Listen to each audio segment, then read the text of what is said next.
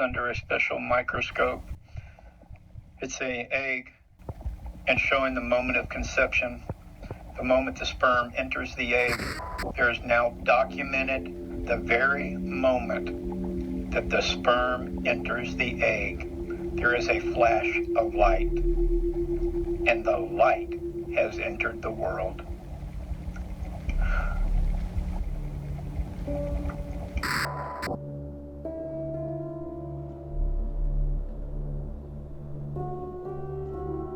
Karlovy Vary is the site of numerous hot springs. The city is named after its founder, Charles IV. In 1300 after Christ, he organized an expedition into the forests surrounding modern-day Karlovy Vary and discovered a hot spring by accident. Thanks to the water from the spring, Charles IV healed his injured leg on the site of a spring.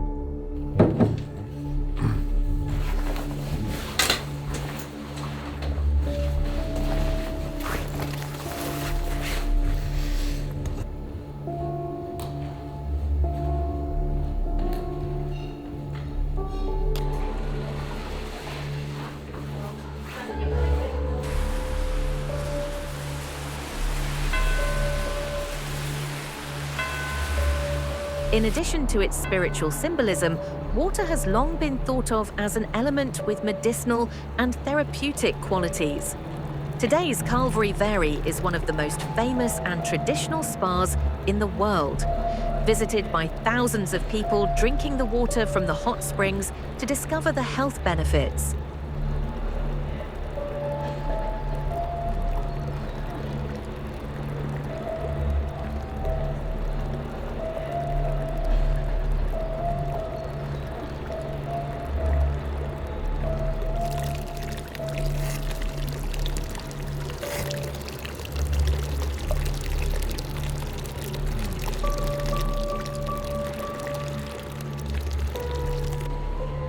Sometimes you're just a bit cautious about asking a simple question, because you know that little thing can send you on a deep journey.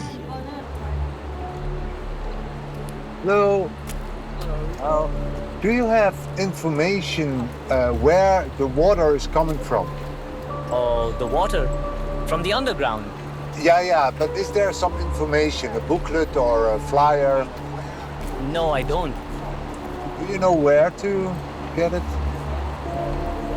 Well, at the tourist center. You'll find it at the spa, just 100 meters from here.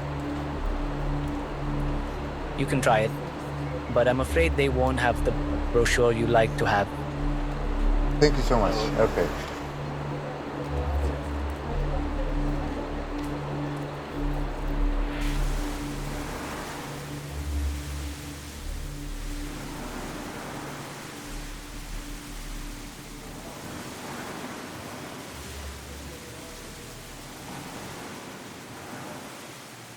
Hot water sprays upwards from deep below, for as long as men remember, infinite as it seems.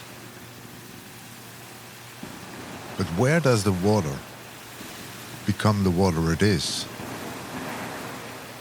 Two new studies by, among others, German geophysicist Hans Kepler suggest that there may be vast quantities of water as far as 400 kilometers below the surface. Scientists say the water below and above the surface. Scientists say vast quantities of water as far as 400 kilometers below the surface. Scientists say the water below and above the surface is constantly in balance and evens itself out. Dr. Kepler, nice to see you. So, yeah, as you are a water scientist, you probably know where the water from a hot spring, where does it come from? Okay, in principle, most of the water which is in the Earth basically dates back to very early Earth history. This was contained in the material which formed the Earth 4.5 billion years ago. And today, what you see on the surface of the Earth is basically only a part of the water which exists in our planet.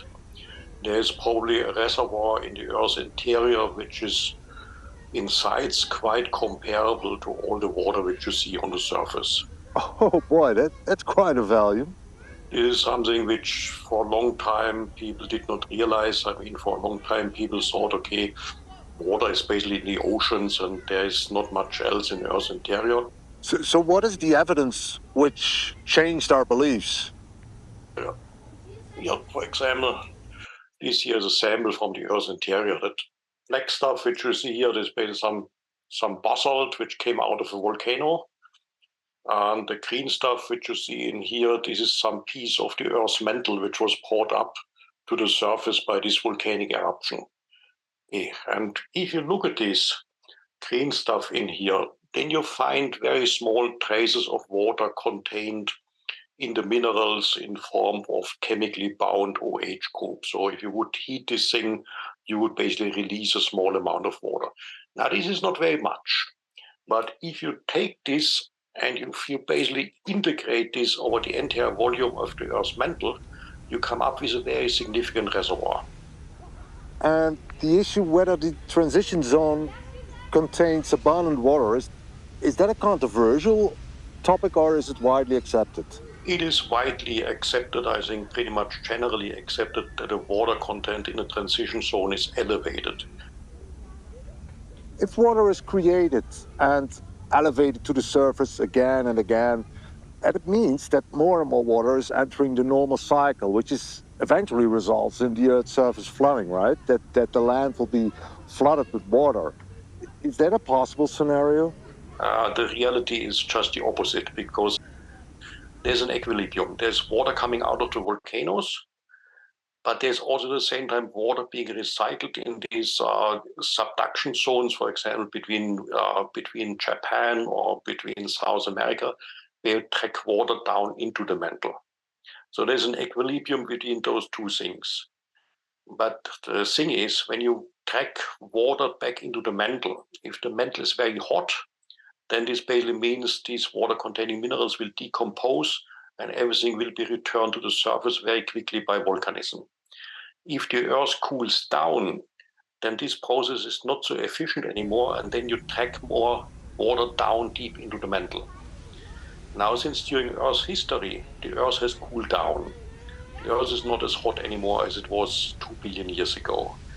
And therefore, with progressing Earth's history, actually the recycling of water from the surface down into the mantle becomes more efficient. And this means we will not be flooded, but in 1 or 2 billion years in the future, we may be dried out. Which is good news for Holland, I guess. Lowering sea level, perfect, no problem.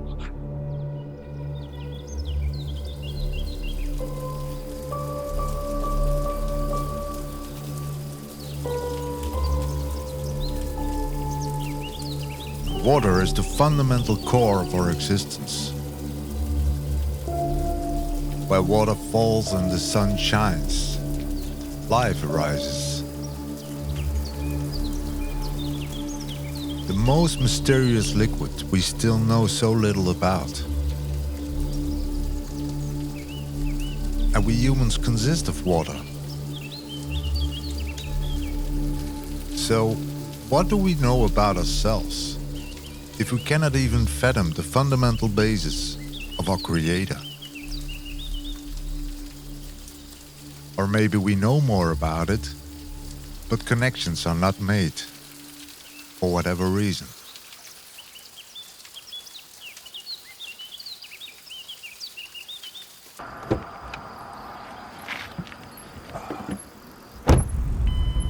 Hi Erik. Hey zeg, ben je thuis?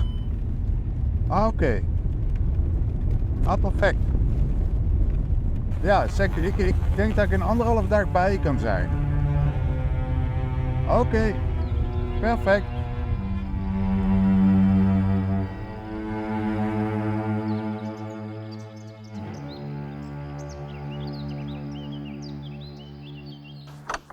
Jij bent toch humaan therapeut en holistisch paardenarts. En je hebt je verdiept in water, toch? Ja, klopt. Waarom verdiep je je in water? Water, ja, dat is natuurlijk een heel verhaal wat eraan vooraf is gegaan. We zijn met in de natuur opgegroeid. En de energie is altijd mijn leermeester geweest. En heel eerlijk gezegd, de Maas bestaat uit water natuurlijk. En dus energie is voor mij altijd gewoon een onderdeel geweest van mijn bestaan. Ruim 17 jaar geleden ben ik samen met een collega zijn we een laboratorium gestart. We hebben toen letterlijk het hele laboratorium van Frits Pop naar Nederland gehaald. Die het uitvinder is van het idee van biofotonen. Biofotonen, wat zijn dat? Biofotonen zijn eigenlijk lichtdeeltjes. Dat zeg maar de lichtdeeltjes die in dit geval daarom bio uit cellen kunnen komen. Dat zijn eigenlijk dus de kleinste lichtdeeltjes. Dus je stopt iets in een tomaat in een donkere kamer en je gaat kijken hoeveel licht gaat er nu eigenlijk, komt daar uit die cellen. En dat is eigenlijk een maat voor gezondheid. Toen zijn we gaan proberen bij planten van als we water van structuur gaan veranderen, wat gaat er gebeuren? Kijk, dit zijn H2O-moleculen, dus dit is zuurstof en dat is waterstof, die twee. Die zijn geen constanten.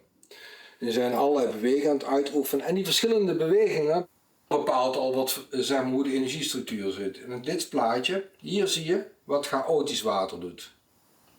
Je moet je voorstellen, we hebben een glas water, waarbij alle moleculen maar een beetje wild bewegen.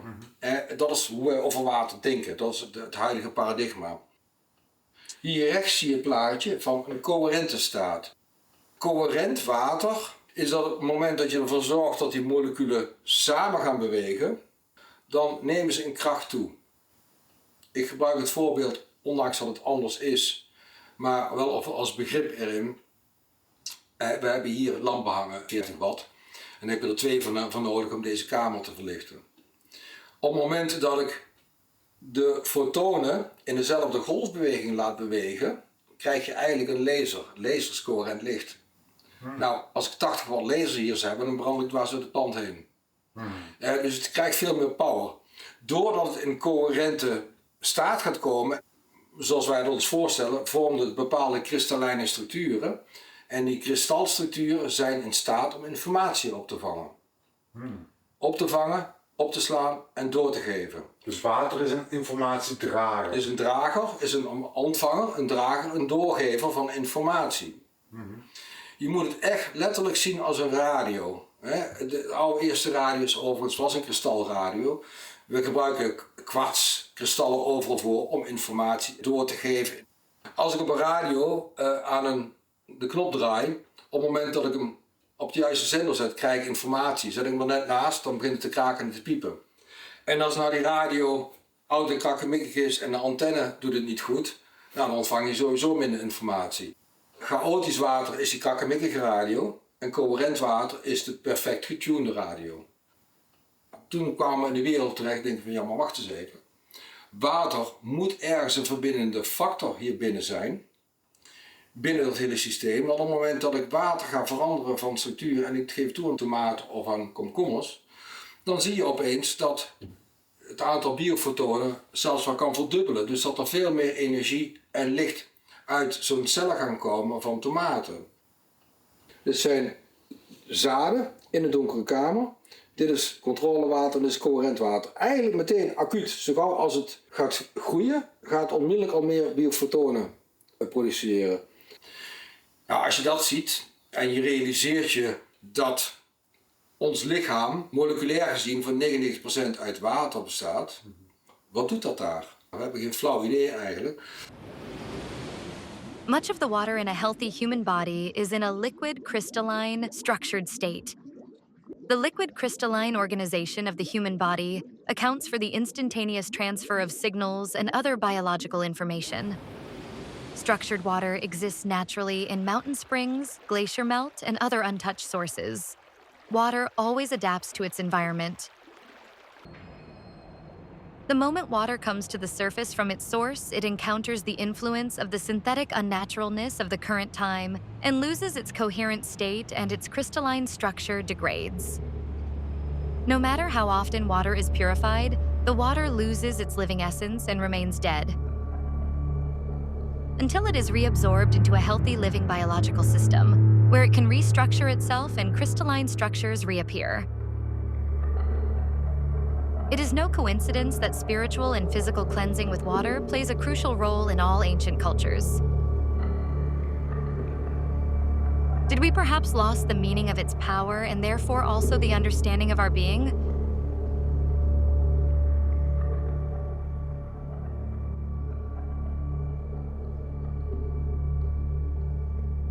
Dus dan speelt water de hoofdrol. En water was voor mij de verbindende factor tussen allemaal die verschillende vormen van geneeskunde. Het is de basis van ons bestaan.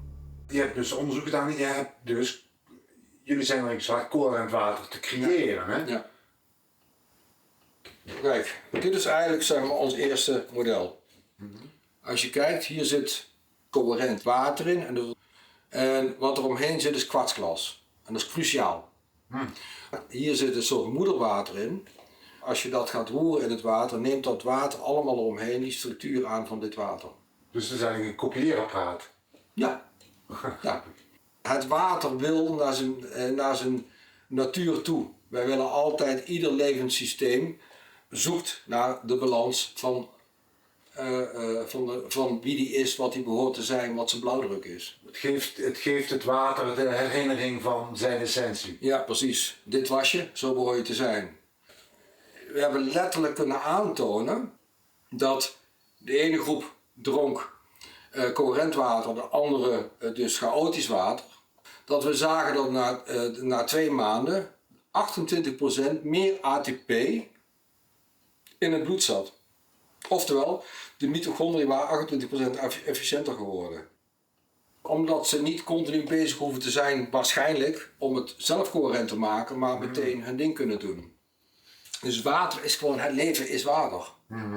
Als ik het even iets verder ruimer erin mag zetten, daarin. Een groot gedeelte van ons lijf is microbioom. De aarde is een microbioom. Allemaal bacteriesoorten op die daar zitten. Virussen, schimmels. Die eigenlijk het leven bepalen. Onder de bodem zit vol met wat we noemen microbioom. Onze darmen hebben wel een diversiteit van 1200 soorten bacteriën. Op onze huid hebben we 1000 plus soorten. In je long heb je 600 plus soorten. In je blaas zitten 60 soorten. Allemaal bacteriën. 70% van het immuunsysteem wordt bepaald door die bacteriën. En de derde factor is informatie. En water is informatiedrager.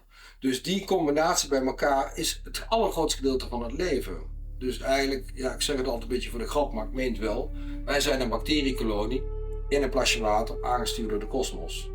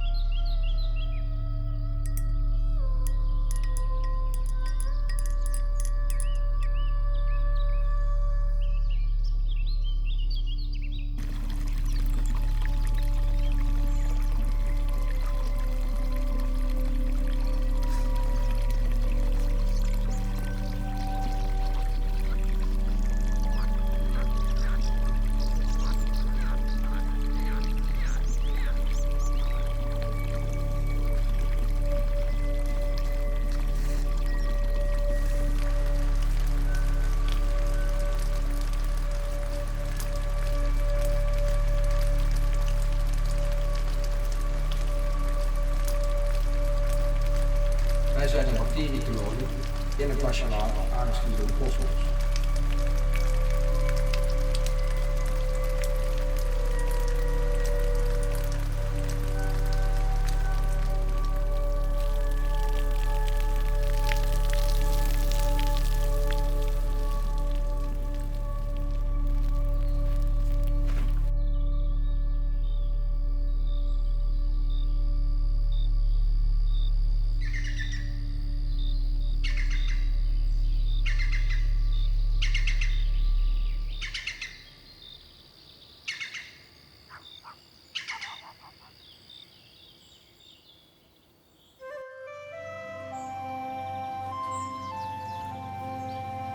On the sixth day, the structured cucumber is already 2 inches above the ground,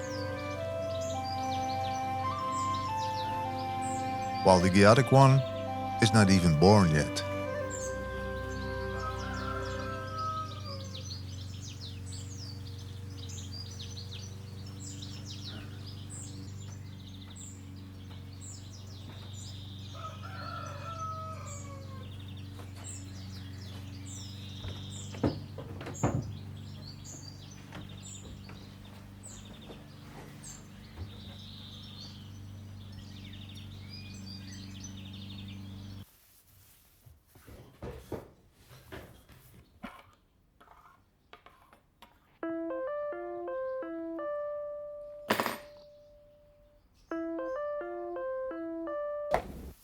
Hey Marijn.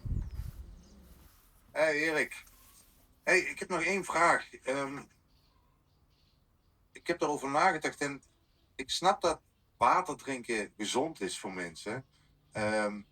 Maar wat is eigenlijk de directe link met de holistische geneeswijze zoals jij het ziet?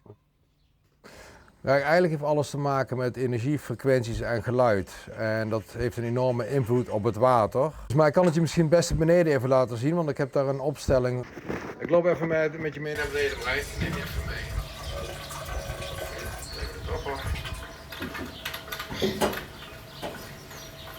Marijn, ik zet je hier even neer.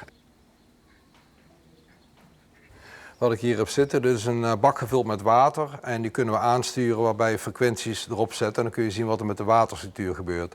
We zijn 99% moleculair gezien water, oftewel 70% in massa. En dat heeft allerlei functies in het lichaam. Eén van de functies die een lichaam heeft is dat het gewoon een resonantiebron is. Alle informatie, al het geluid wat tot ons komt, die doet iets met dat water. Hè. En als het in een bepaalde structuur zit, kan het informatie ontvangen. Nou moet je je voorstellen dat alles in het lichaam, alles heeft zijn eigen frequentie, zijn eigen frequentiepalet. Je hart heeft een heel ander frequentiepalet bijvoorbeeld dan je lever, et cetera, et cetera. Nou, op het moment dat je weet dat het bepaalde frequenties heeft, kun je ze ook een geluid produceren waarmee je eigenlijk het water in je lichaam in trilling zet, waardoor het zelfherstellend vermogen zich kan herstellen. Ja? Ik geef even een voorbeeld ervan. Ik ga nu allereerst gaan we 432 hertz gaan we draaien. En als je goed ziet in het water, dan zie je dat daar een patroon naar boven gaat komen. Je kunt je voorstellen, als deze frequentie op je lichaam wordt losgelaten, je lichaam komt ook in die betreffende trilling. Ja? Ander voorbeeld, bijvoorbeeld de Schumann-frequentie, vertaald in geluid dan.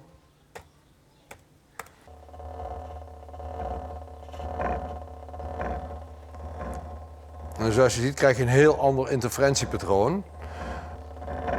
Ik zal nog eentje als voorbeeld doen. Nou pakken we een van de frequenties van de lever, bijvoorbeeld.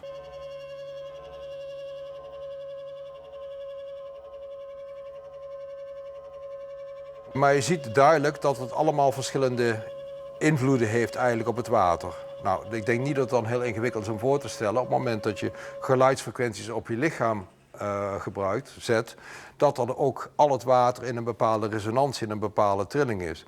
Als nou dat die frequentie overeenkomt met de frequentie van het betreffende orgaan, weefsel, wat er is, dan kun je je voorstellen dat die in resonantie daarmee gaat komen en op die manier de communicatienetwerken in je lijf weer kan herstellen.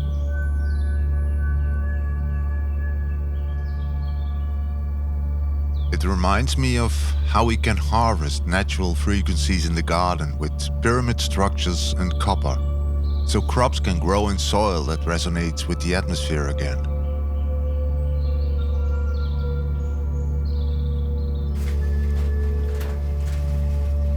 Like humans, a plant is 99% water. And when the water inside does not vibrate correctly, it will die.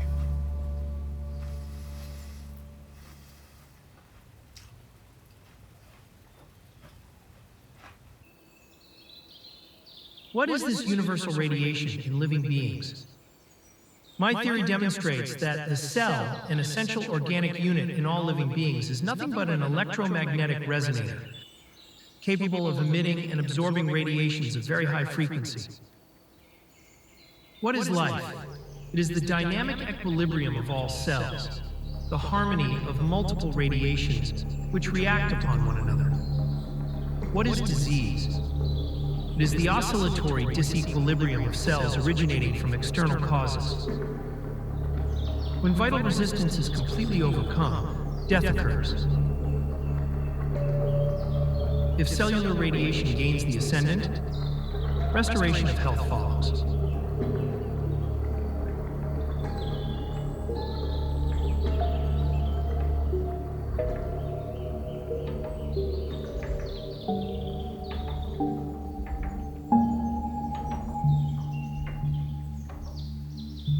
George Lakovsky was a Russian inventor. He invented the multiple wave oscillator, where high-frequency impulses from a generator being used in the treatment of many diseases. At the start of 1900, Lakovsky received authorization from the managers of several Parisian hospitals to provide care for people with cancer, achieving unexpected cures. 1942, Lakovsky died in New York. After World War II, the multiple wave oscillator disappeared from the hospitals, was destroyed, and was banned from the medical books.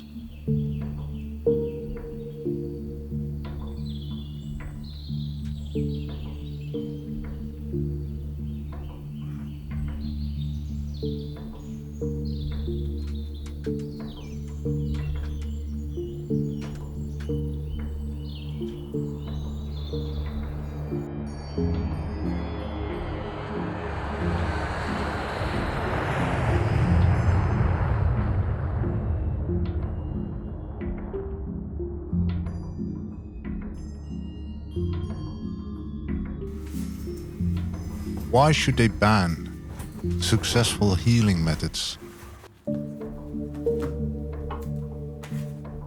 Things are getting weird again.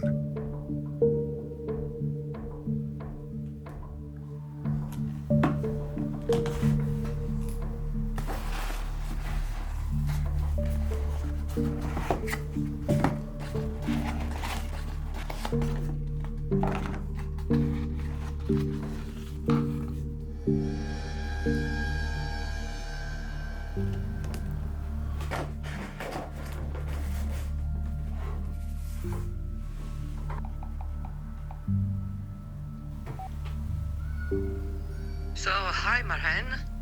I found the guy. Yes, I found the guy with the oscillator. And we can go and meet him tomorrow at noon. Is that okay? So, speak to you soon. Bye.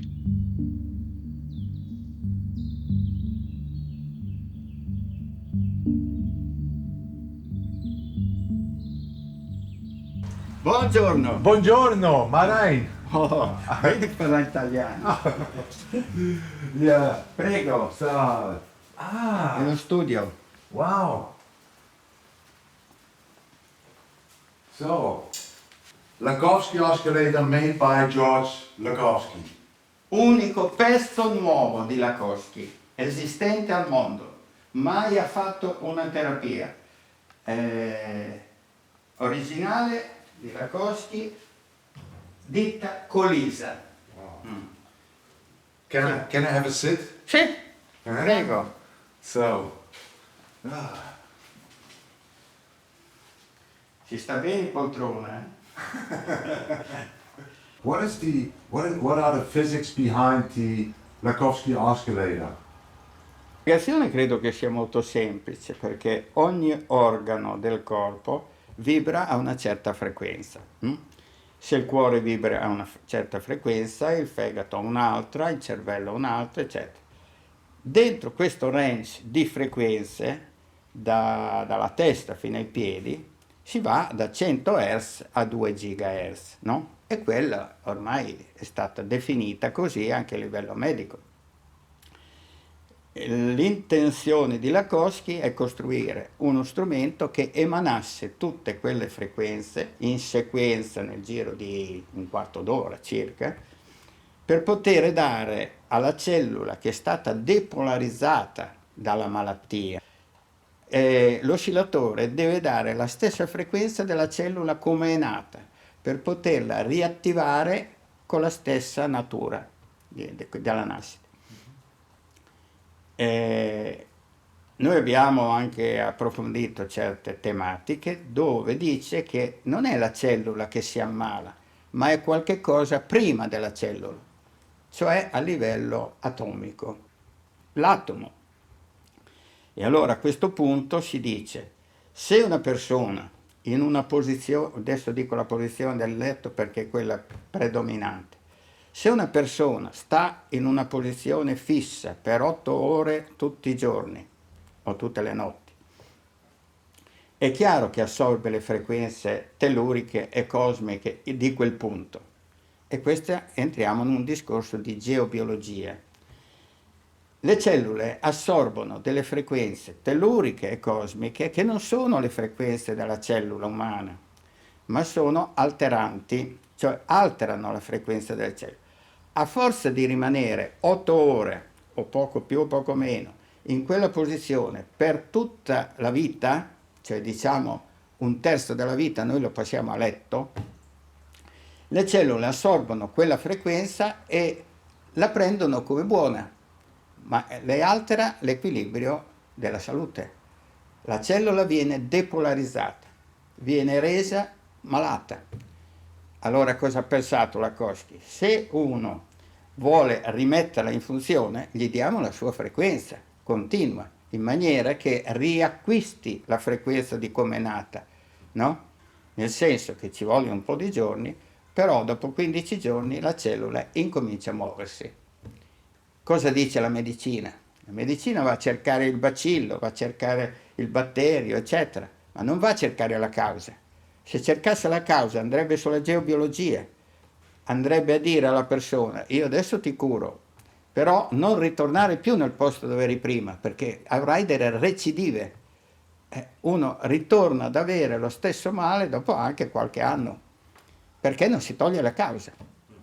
E la causa, un 90-95%, sono le geopatie. Questo ve lo dico perché io ho fatto 40 anni di perizie nelle case e ho trovato sempre che quando c'era la persona con certi disturbi anche gravi, tipo tumori, c'era delle grosse perturbazioni. Mentre quando il letto era sano, la persona stava bene. Solo che non mi ascoltano, perché la medicina ufficiale vuole trovare la causa attraverso un loro sistema, quello di cercare i batteri, i virus, eccetera, eccetera. Quelli vengono dopo. Prima bisogna che sia in frequenza la cellula che vibri con la stessa frequenza. Questa emana l'onda, questa la riceve. La persona che è nel mezzo assorbe la frequenza di una che arriva all'altra e poi ritorna. È sempre un circolo continuo. Di qui, diciamo, ci sono tutte le frequenze del corpo umano, no? Però vengono emanate dalla macchina e qui ci si, diciamo, mette un minimo, un massimo, eccetera. Qui c'è tutta l'operatore può agire, no? E nel giro di un quarto d'ora, 15 minuti, si riesce a fare un trattamento completo.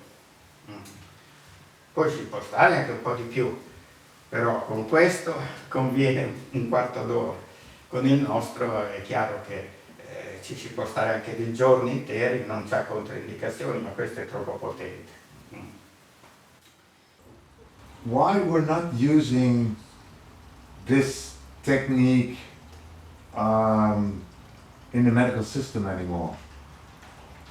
Ci saranno degli interessi, no?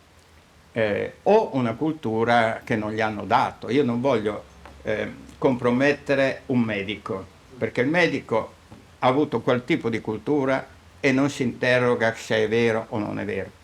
Il problema è che dopo centinaia d'anni di ricerche sul tumore non si è ancora trovata la causa. Allora dico, ma interrogatevi, perché la causa può venire fuori anche al di fuori di una medicina ufficiale. Ma se uno si ribella a un tipo di protocollo delle medicine, viene sollevato dall'ordine dei medici, viene tolto dal medico. E allora qualcheduno, se deve mangiare oppure deve continuare a vivere, eccetera, si accontenta di rimanere nella categoria. Ci sono i medici che si sono distaccati dall'ordine dei medici e saranno i medici del futuro, quelli che sono stati già sollevati dall'ordine dei medici perché si sono ribellati al sistema.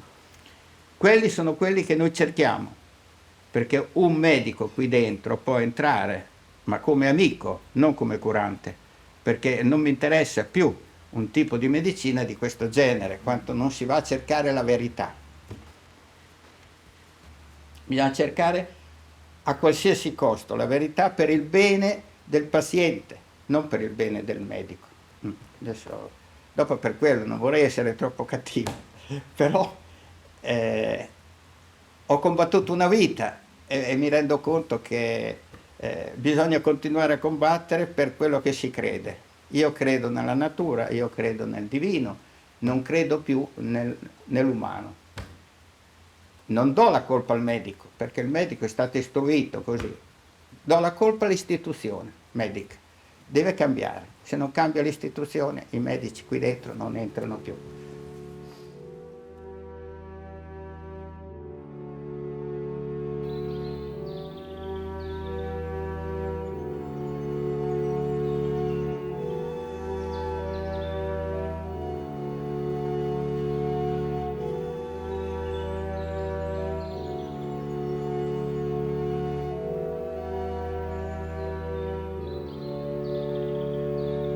Many insects possess minute antennas, enabling them to follow their course in a straight line towards relatively distant points. These antennas seem to exist only to receive frequencies, owing to their relatively considerable dimensions with the emitted radiations. The antenna of insects functions in the manner of complex oscillators, vibrating with the frequencies of nature of a far larger scale than their fundamental wavelengths.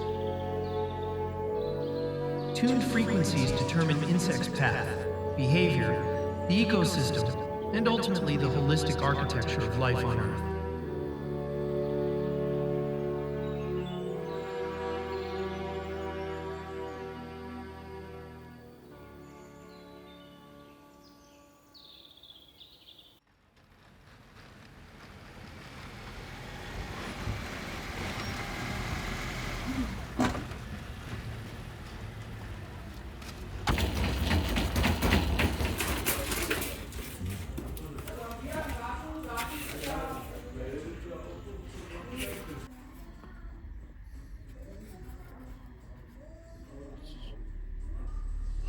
Everything vibrates at a frequency, and if you know that frequency, you can control things.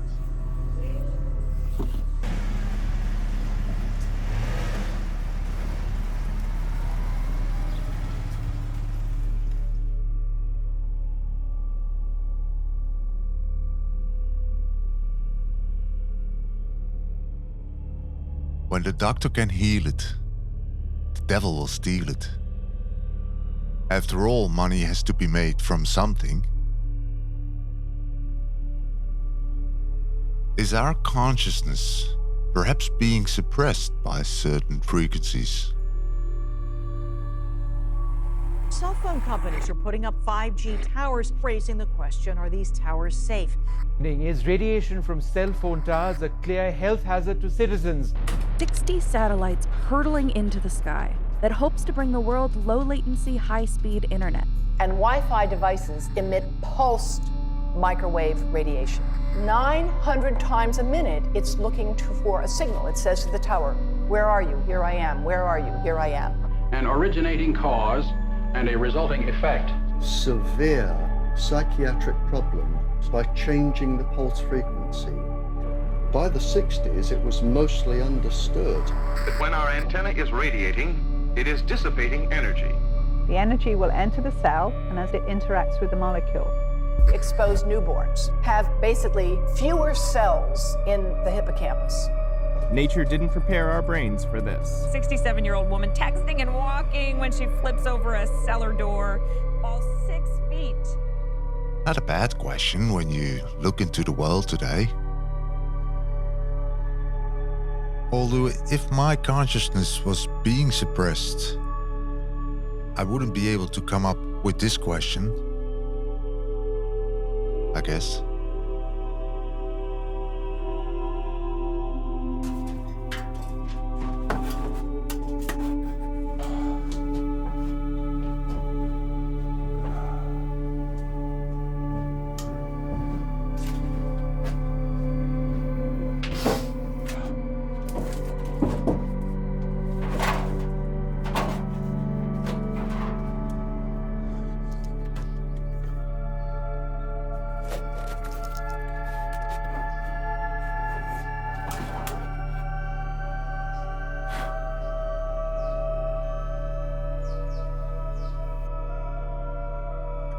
Our brain has a tiny pinecone-shaped gland called the pineal gland, or your body's third eye. You're going to start wondering to yourself, why in the world are all these cultures focusing on the pineal gland?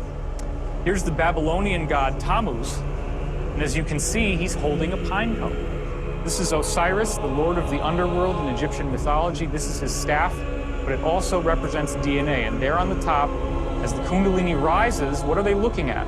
They're looking at the pine cone. This is the Vatican Square, the largest statue in the Vatican, with the pine cone. The actual pontiff himself carries a staff that has a pine cone in the staff. I mean, all this was done deliberately to honor the pine cone.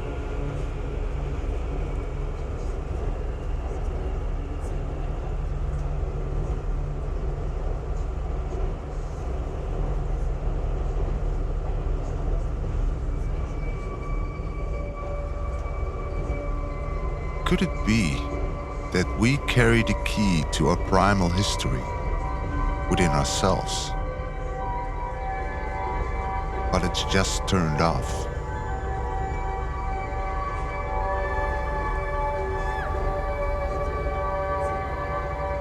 Es ist immer wichtig gewesen, auch heute noch wichtig, aber weil es so besonders wichtig ist in dieser Zeit, dass wir darüber reden zum Beispiel, hat mit unserem Bewusstsein zu tun und mit einer Erkenntnisebene, dass ich die Dinge sehe, unzensiert, so wie sie wirklich sind und nicht konditioniert oder bewertet durch Glaubenssätze zum Beispiel. Und da gibt es Bestrebungen von Wesen, sage ich mal ganz vorsichtig, Entities, die das nicht wollen. Wenn ich so sage, das Weltmanagement zum Beispiel, wenn wir uns das anschauen, was auf der Welt so ist, die letzten 100, 200, 300, 400 Jahre sehr viel Krieg, sehr viel Chaos gegeben, sehr viel Leid gegeben. Es gibt Bestrebungen, die sind sehr alt schon zurückreichend, die eben nicht wollen, dass wir diese Selbsterkenntnis bekommen. Das ist eine Erkenntnis des Selbst, so wie die Sache wirklich ist und nicht zensiert ist. Und da hat die Zirbeldrüse eine Schlüsselfunktion. Sie hat sozusagen eine Anbindung an das sogenannte höhere Selbst, an das, was ich Wesenskern nenne. Ist verbunden quasi mit der Quelle von dem Sein, wo wir herkommen. Wenn ein Mensch im pränatalen Zustand, im Mutterleib geboren wird, ja, entwächst sozusagen oder sich erwächst, ist in der 6. Woche als Embryo von einem Menschen, wächst sich das Herz aus. Wichtiges Organ, das Herz. Und gleich eine Woche später kommt die Zirbeldrüse und wächst. Kein anderes Gehirnteil wächst so schnell oder am Anfang. Also es ist einzigartig da. Auch von der Geometrie her ist es sozusagen im Zentrum, genau in der Mitte, ja, zentriert. Und hat eine ganz besondere Funktion, auch biochemisch gesehen. Die Zirbeldrüse produziert ganz bestimmte Neurotransmitter und Hormone, ja, die dich in einen erweiterten Zustand versetzen. Um es ganz einfach zu sagen, du bist unmittelbar verbunden mit der Quelle. Und die Quelle, was ist das die Mutter oder ist es Sozusagen da, wo alle Menschen herkommen, da wo der Ursprungsraum, kann man dazu sagen, aus dem alles entstanden ist. Ja? Wir sind ja nicht zufällig ins Universum geschüttet worden und dann kommt man zurecht, liebe Kinder. Und da ist sozusagen die Originalanbindung an unsere, man kann sagen, Göttlichkeit. Trotz alledem haben wir uns ganz genau später die Zirbeldrüse angeschaut. Was macht denn die eigentlich so noch? Und festgestellt, dass wenn ganz bestimmte elektromagnetische Felder wirken, wie zum Beispiel die Schumann-Resonanzfrequenz. Ja? Was muss die? Was macht die Schumann-Frequenz? Das ist die Resonanzfrequenz von der Erde. Ja? Also eine elektromagnetische Frequenz, die man messen kann und die auch stündlich gemessen wird. Und das ganz Besondere daran ist, dass die Frequenz, die Grundresonanzfrequenz von der Erde, exakt die Resonanzfrequenz ist auch von der Zirbeldrüse. Da muss es Korrelation geben und das ist auch Fakt. Und wir haben festgestellt, nachts sich alle Gehirnhälften synchronisieren mit den Schumann-Frequenzen. Die synchronisieren sich, man kann das ganz deutlich sehen. Man wird also richtig kalibriert oder geeicht und dann wieder neu ausgerichtet, nachts. Also ist das etwas ganz, ganz, ganz Großes. Wir haben ja auch nachts einen anderen Wahrnehmungsbereich. Wenn wir träumen, ist das ja nur eine Welt, die wir hier nicht so ernst nehmen. Meistens vergessen wir, was wir träumen. Aber was ist die Quelle der Schumann-Frequenz? Wir nehmen eine Glocke, wie eine Kirchenglocke. Eine Glocke definiert sich auch vom Ton her durch die Größe zum Beispiel. Und so hat der Professor Schumann, der diese Idee gehabt hat, ausgerechnet gesagt, die Erde ist so groß, so und so groß. Und wir haben eine Lichtgeschwindigkeit, die ist auch so und so schnell. Und ist ein Spektrum vom Elektromagnetismus. Und die beiden Dinge zusammen ergeben eine Resonanzfrequenz. Und die ist ungefähr 8 Hertz. Und die Erde entspricht einer solchen Glocke. Ja? Die Glocke, die Kirchenglocke kann alleine keinen Ton von sich geben. Passiert gar nichts. Man braucht etwas, was Bong, Bong macht, den Klöppel. Ja? Und das, was Bong, Bong macht, sie anregt, sind zum Beispiel elektromagnetische Wellen, die von den Blitzen kommen, von der Erde. Irgendwo auf der Erde blitzt das ja immer irgendwo. Und sie werden reflektiert über die Magnetosphäre und Ionosphäre und treffen uns hier auf der Erde. Aber die Sonne spielt eine ganz große Rolle und verändert durch die Ladungsträger, die sie aussendet, auch das Spannungsverhältnis, sodass mehr Blitze kommen können. Okay? Das heißt, wenn wir von der Schumann-Frequenz sprechen, dann sprechen wir von einer Glocke, die angeschlagen wird durch elektromagnetische Wellen. Und dadurch sendet sie eben diese Resonanzfrequenz von 8 Hertz aus. Weil das ist der Grundton der Glocke. Ja? Und dass das zufällig die Resonanzfrequenz auch von der Zirbeldrüse ist, wundert dann nicht wirklich.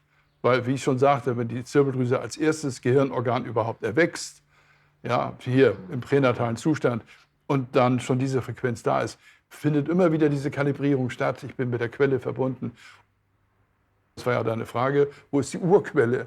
Die Sonne ist ja auch nur eine Vermittler, hat eine Vermittlerposition und bekommt ihre Informationen sozusagen nicht nur elektromagnetisch vom Zentrum unserer Galaxis. Aber da ist ja auch nicht das Ende der Fahnenstange. Das ist sozusagen vielleicht das Ende unserer Raumzeitbedingungen, wie wir sie kennen. Ja? Aber wo wir herkommen, wir Menschen als Wesen und wahrscheinlich auch viele Tiere, ist nicht von dieser Welt. Wir kommen quasi aus einer ganz anderen Dimension, was ich die Quelle nenne. Wir alle wissen, und das bringe ich nochmal in Erinnerung, bestehen zum Großteil aus Wasser. Und im Zirbeldrüsenbereich natürlich im besonderen Maße. Und bei der Zirbeldrüse kommt eben noch hinzu, dass wir auch um die Zirbeldrüse herum in auffällig häufiger Weise, zahlreicher Weise kleine Magnetitkristalle haben und gehen natürlich in Wechselwirkung mit den Erdmagnetfeldern. Und das macht Bewegungen im Gehirn. Und bei der Zirbeldrüse zum Beispiel wird diese Bewegung der kleinen wässrigen Magnetitkristalle führen dazu, dass biochemische Prozesse angeregt werden. Also es wird erklärt, das Phänomen, dass sozusagen Wasser als Informationsspeicher Informationen behält, zwischenspeichert und weitergibt und die magnetischen Kristalle im Gehirn, an der Zirbeldrüse speziell, tatsächlich dazu führen, dass unsere Bewusstseine sich verändern. Von der Sonne angeregten Schumann-Frequenzen in der Amplitude, in der Intensität, in der Lautstärke quasi extremer werden. Und das werden sie, ist es wie eine Glocke, die ganz laut jetzt geschlagen wird und zunehmend mehr Leute auch im Tagesbewusstsein, nicht nur nachts, wenn sie schlafen und träumen, im Tagesbewusstsein zunehmend mehr mit der Quelle wieder verbunden sind. Nun ist die Zirbeldrüse leicht degeneriert, weil wir sie kaum noch benutzt haben.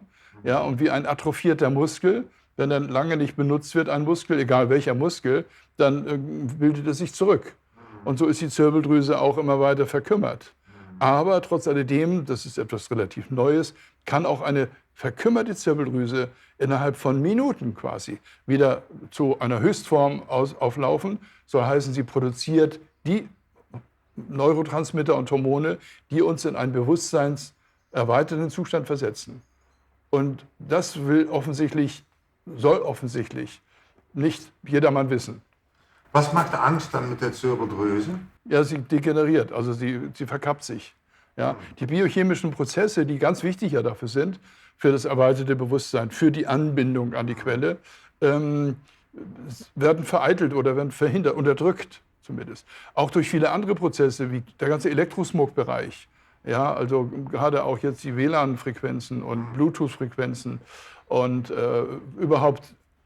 Unter Elektrosmog verstehe ich die elektromagnetischen Frequenzen, die in der Natur nicht vorkommen, also wieder natürlich sind. Und das ist ein Stress für ein biologisches System. Ob das zufällig nun ist oder nicht, aber all diese Dinge, die wir gerade sehen, wie UMTS-Frequenzen und WLAN und so weiter, führen zur Degeneration der Zirbeldrüse. When the water and crystals in our brain receive, transmit and amplify frequencies, we should be able to open a car with our brain, despite us being technically too far away.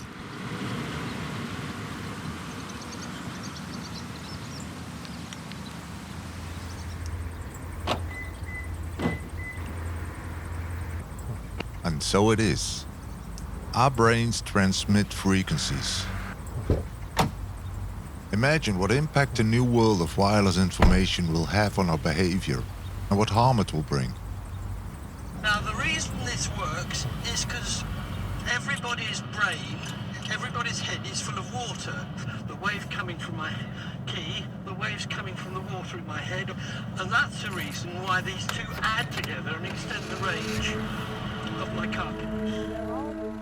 So it's not a stupid statement that we are holding pretty bad cards, won't we? Synthetic frequencies travel through our brains wherever we go, and we're somehow forced to live among them. We seem to be driving in a narrow tunnel of options. Whether you're in the left or the right lane, it all comes down to the same thing. And the void is our turning back could become a bit of a hassle.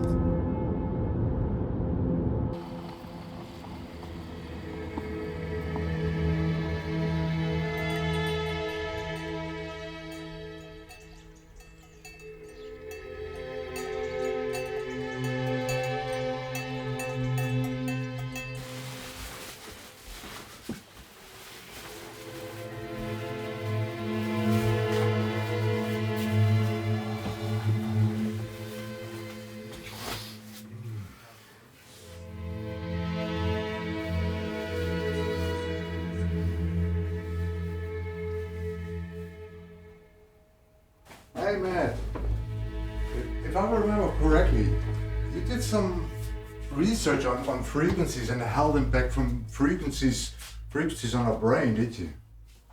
So when you get into frequencies, this goes back in time. You're going back to when the radio first rolled out by Marconi, and people started suffering from memory loss, amnesia, loss of smell, loss of taste. It started messing with all of the senses.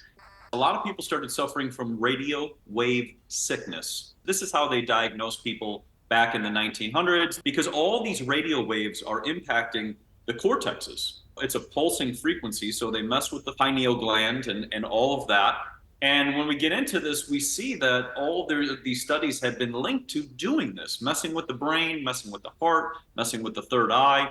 And when we get into the intention, we see that there is an intention because your third eye is what connects you to a higher consciousness. It's a higher level of frequency. So if you could take a frequency and manipulate a person's frequency, all these things start to happen because the frequency of their body is being altered by these radio frequencies. So when you think about it, your bones and the water in your body and the blood in your body and the crystals, the quartz crystals of your body, are working like an antenna, and they're receiving everything. And this was in the book Infinite Mind by Valerie Hunt, where she talked about your aura that is all around you is receiving the information before your brain and your spinal cord.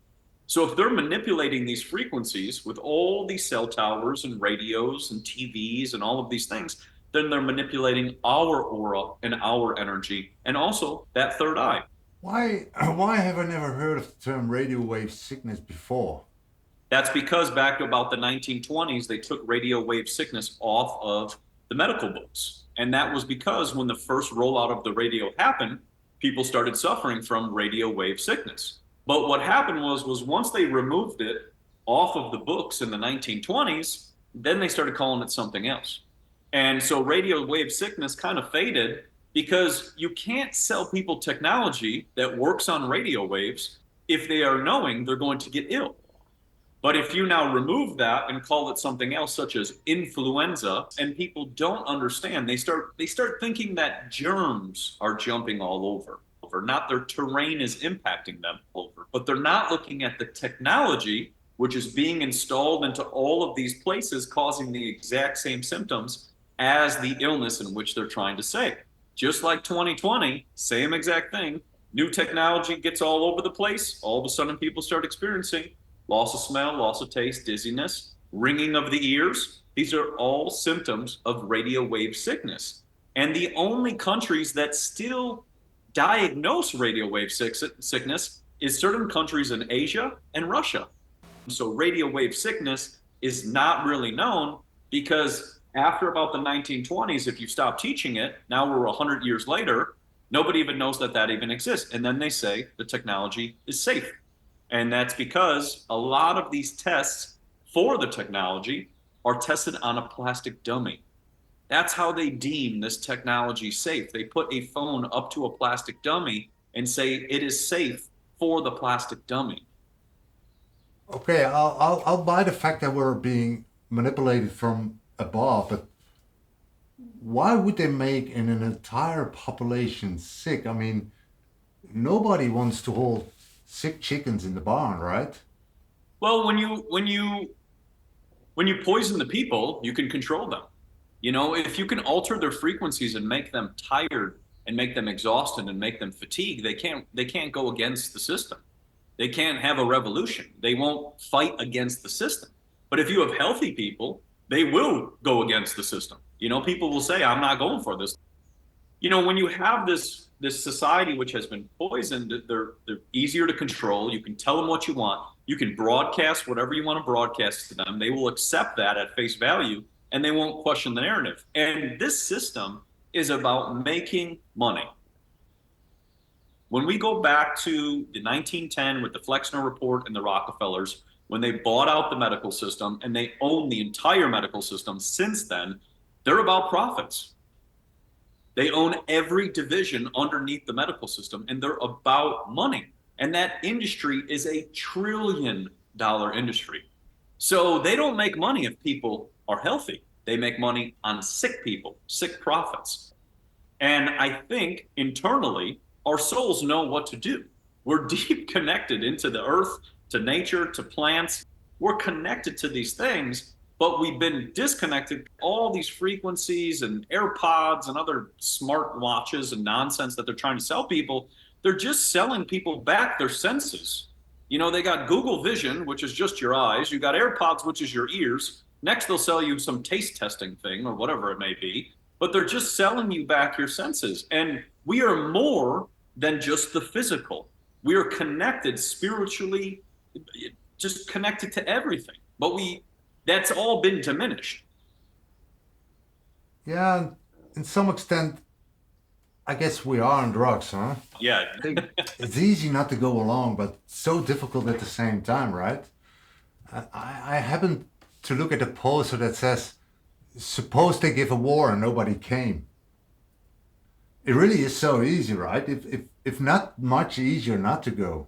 That's the power right there. The power is when the collective goes, I'm not doing it.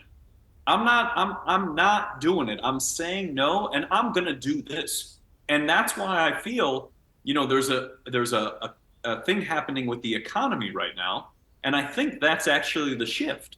It's people are realizing, I'm not gonna put my money here. I'm gonna do this. I'm gonna go spend time in nature. I'm gonna go camping. I'm gonna get connected like I once was.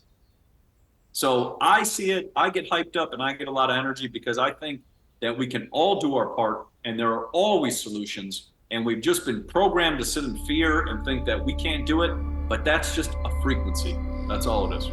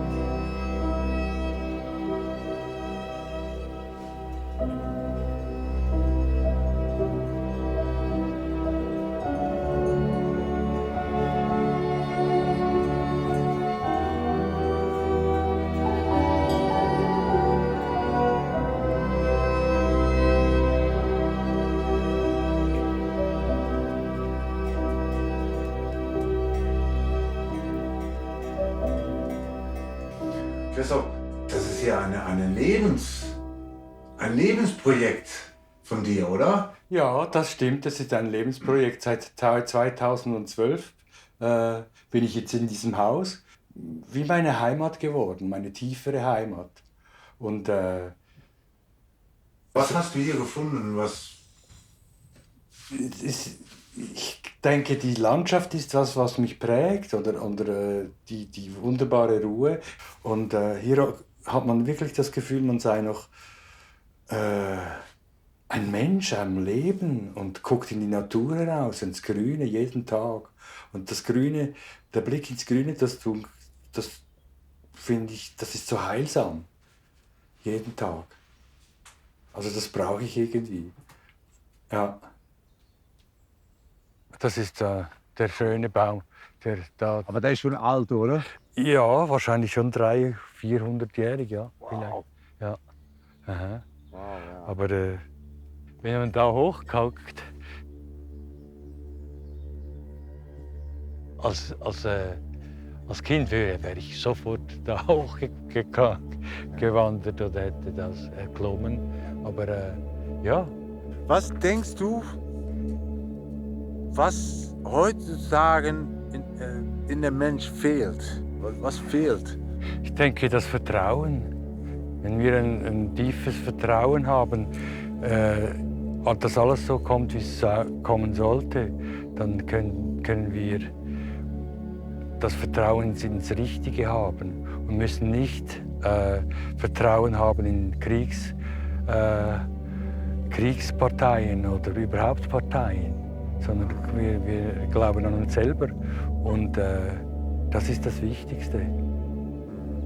Aber es ist natürlich schwierig, weil man wird natürlich ständig informiert. Ja. Durch Ja. genau den Angst. Ja, genau. Und die Angst, die ist einfach so nervtötend, sage ich mal. Ja, die nimmt uns so viel Kraft. Und wenn wir keine Angst haben und alles auch hinterfragen oder mal stehen lassen, was uns gerade betrifft, und das mal, ich glaube, wir können mehr Kraft schöpfen in uns selber dadurch. Wo gehen wir hin? Wo gehen wir hin? Ja, vielleicht rückt ein Teil von uns in einen Krieg hinein. Könnte sein. Und dann werden wieder ein Teil der Menschheit wird wieder erwachen. Und wir werden wieder schauen, ja, nie mehr Krieg und das wird wieder von vorne losgehen. Vielleicht wird sich aber auch ein Teil der Menschheit teilen. Das heißt, ein Teil wird sterben an Vorstellungen von Krieg, von Covid und so weiter, von künstlicher Krankheit. Vielleicht auch ein Teil der Menschheit wird merken, es geht ganz woanders hin. Und wir können uns wie anders positionieren. Und wir merken wieder, dass wir zusammenwachsen und dass wir eine Seele werden und dass wir einander spüren. Und ja, das denke ich.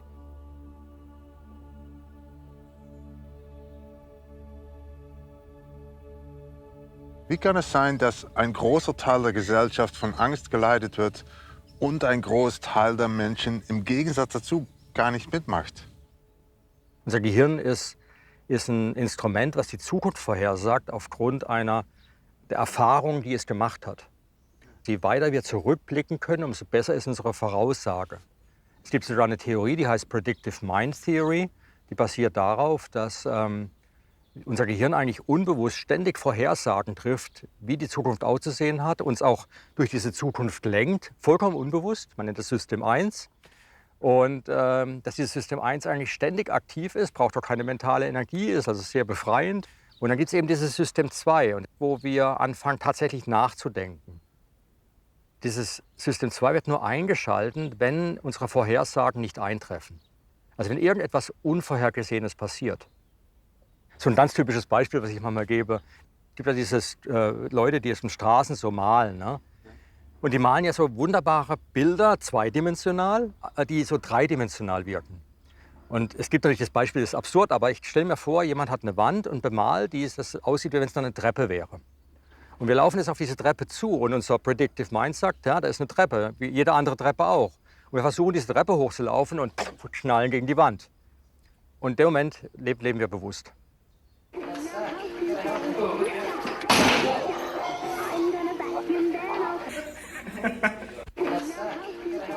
Ja, da wird das Bewusstsein angeschaltet. Was ist hier passiert? Was ist hier anders? Diese Bilder machen uns bewusst, dass die Welt eben anders sein kann, als wir es glauben. Dass die Welt vielleicht auch ein bisschen absurder ist. Aber vor allem zeigt es uns eine Welt, wo wir sehen, dass wir ständig neue Erfahrungen machen können. Dass hinter jedem Tellerrand wieder ein unentdecktes Gebiet ist. Aber es braucht eben diesen Mut, dahin zu gehen.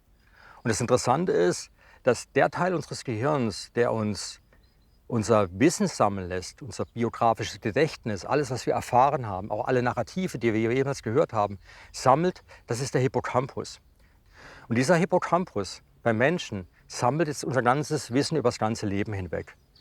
Und damit wir sehr gut sind im Vorhersagen der Zukunft, ist der Hippocampus eben befähigt, lebenslang zu wachsen, damit unser Erfahrungsschatz wachsen kann. Und die Zellen, die da generiert werden, sind das Korrelat unserer Neugier und unserer psychischen Resilienz. Das heißt, der Hippocampus lebt davon, Erfahrungen zu sammeln und stattet den Menschen aus mit Erfahrung, Neugier, Widerstandskraft und auch Denkfähigkeit. Denn wir können ja die Zukunft nur planen, wenn wir unsere Pläne erinnern. Und auch dafür ist der Hippocampus verantwortlich. Und diese Kombination aus diesen Eigenschaften, die nenne ich ja auch unser mentales Immunsystem. Wir brauchen das ganze Gehirn dazu. Aber es gibt einen Teil in unserem Gehirn, und wenn das nicht funktioniert, bricht alles zusammen. Und das ist eben die Bildung dieser neuen Hirnzellen im Hippocampus. Wenn die nicht gebildet werden, ist die Neugier weg, die Resilienz ist weg, unsere Psyche ist sehr schwach, wir sind nicht bereit, Neues zu denken und unser Erfahrungsschatz schrumpft, er verschwindet. Also das ist eigentlich unsere Bibliothekaris. Genau, er weiß ganz genau, wann und wo er was erlebt hat und hat sozusagen immer Zugriff auf die ganzen Bücher, die Tagesereignisse unseres Lebens. Und jetzt kommt die Indoktrination. Wenn ich jetzt jemand indoktrinieren will, wenn ich jetzt sozusagen diese Veränderung hervorrufen will, dann ist es so, dass wir nur neue Erinnerungen aufnehmen und die gegen frühere Erinnerungen abgleichen können, wenn wir diese Produktion dieser neuen Hirnzellen haben. Und es ist halt gezeigt worden, dass 2018, 2019 weltweit die größte Depressionsrate war, die jemals gemessen wurde. Depression ist aber sozusagen die klinische Konsequenz einer schwachen Resilienz. Das heißt, unser mentales Immunsystem war noch nie so schwach wie 2018, 2019. Und jetzt ist das so, wenn ich jetzt eine Situation habe, wo ein Großteil der Gesellschaft eine schwache Resilienz hat, wo sie gezwungen werden, diese Narrative sich zu erinnern, weil die ja lebensbedrohliche Konsequenzen hätten. Zumindest Konsequenzen haben, dass man vielleicht eine Strafe zahlen muss, weil man nach 8 Uhr noch auf der Straße erwischt wird, weil um 8.05 Uhr das Virus besonders gefährlich wird. Dann muss man sich diese Sachen merken. Aber wie merkt man die sich, wenn mein Hippocampus das Wachstumspotenzial verloren hat? Ja? Ganz einfach. Es fängt an, Dinge zu überschreiben, die früher da waren. Wir überschreiben mit den neuen Erfahrungen, den neuen Narrativen unsere frühere Erfahrung. Und die neuen Narrative. Die freien Neurone nicht da sind. Die sind nicht da. Nee, also der Hippocampus, unsere autobiografische Gedächtniszentrale, ist wie ein Tagebuch. Und jeden Tag muss man auf eine neue Seite schreiben können. Und deswegen muss umgeblättert werden. Und jede Nacht entstehen diese neuen Zellen, praktisch eine neue Seite, auf die ich wieder schreiben kann. Und wenn diese Seite eben nicht produziert wird, dann bleibt dem Hippocampus nichts anderes übrig, dass er immer wieder auf dieselbe Seite schreibt, beziehungsweise frühere Seiten benutzt. Aber automatisch wird der Inhalt gelöscht, der da war. Wenn man über diese Aspekte, dieses Narrativ, dass hier ein tödliches Virus ist und dass man all diese Maßnahmen akzeptieren muss, dass man vor allem dann auch bereit sein muss, ein gentechnisches Experiment mitzumachen. Da war das eben nicht so, dass man das neutral besprechen konnte. Das sind ja wissenschaftliche Fakten und politische Entscheidungen. Ich meine, das sind einfach nur Dinge, über die man sprechen kann. Aber es waren keine Dinge mehr. Es war so, als wenn man die Persönlichkeit dieser Menschen angegriffen hat. Also wenn man ihn fast in die Persönlichkeitssphäre eindringen würde. Und die sind wirklich dann zurückgeschreckt und so go away. Ja. Dann war mir klar, hier hat ein ganz starker Indoktrinationsprozess stattgefunden. Das wird wie eine Religion wahrgenommen, wo man ja auch nicht diskutieren darf. 2 und 2 ist 5. Das heißt, je absurder der Glaubensinhalt ist, und der geglaubt wird, umso gläubiger ist man. Und das ist ein Prozess, den kennt man eben als Indoktrination. Das ist nicht nur Propaganda, das ist nicht nur eine Art von Marketing, sondern da geht es wirklich darum, dass die Informationen zur Persönlichkeit der Menschen werden.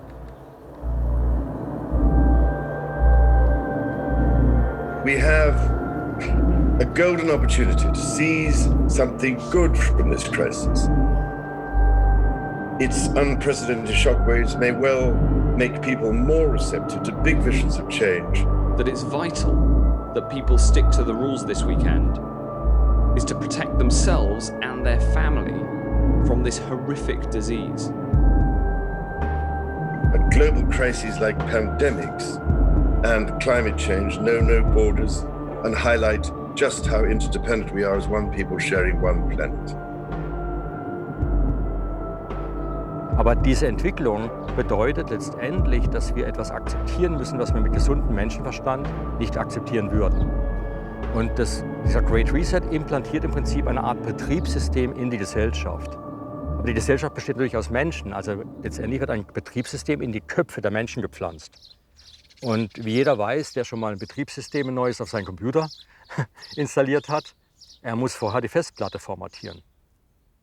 Weil die früheren Regeln dürfen nicht mit den neuen Regeln in Konflikt sein. Das heißt, die früheren Regeln werden gelöscht, dass nur noch das neue System eben funktioniert ohne Widerspruch. Idealerweise löscht man damit auch die Vergangenheit. Das heißt, die kulturelle Vergangenheit wird nicht nur neu geschrieben, sie existiert gar nicht mehr. Indoktrinieren funktioniert ja am leichtesten, wenn man Kinder hat, weil die haben ja noch nichts auf ihrer Festplatte, noch nicht viel. Da kann man alles implantieren. Wie schafft man eine Brave New World, wo Leute schon existieren, die ganze Gesellschaft schon existiert, zum Großteil aus Erwachsenen, die eine Vergangenheit haben. Die wissen, wie es früher war und dass die Zukunft so nicht akzeptabel ist. Und das geht wirklich nur, indem man die Produktion neuer Hirnzellen im Hippocampus unterdrückt. Und wenn man dann das blockiert hat und dann gleichzeitig diese Angstnarrative in die Köpfe implantiert, die ja zwei Dinge erfüllen. Erstens eine Überschreibung des Bisherigen, wie schon besprochen. Gleichzeitig aber auch der Inhalt sorgt dafür, dass wir Angst vor globalen Krisen haben. Aber wenn dieses Narrativ dann Teil ihres Gehirns geworden ist, Teil ihrer Persönlichkeit geworden ist, dann werden diese Menschen angstgesteuert, weil sie ihre Persönlichkeit bedroht ist.